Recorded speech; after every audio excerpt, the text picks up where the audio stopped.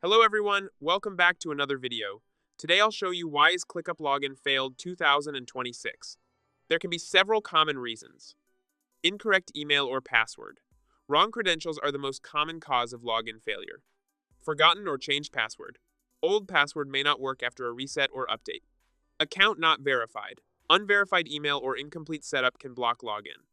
Server or temporary issues. ClickUp servers may be down or under heavy load. Browser or app problems.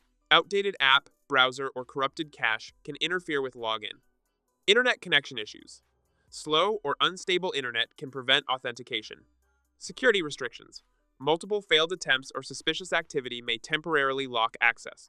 SSO or third-party login issues. Problems with Google, Microsoft, or SSO login can cause failure. If the issue continues, reset your password, clear cache, try another browser, or contact ClickUp support.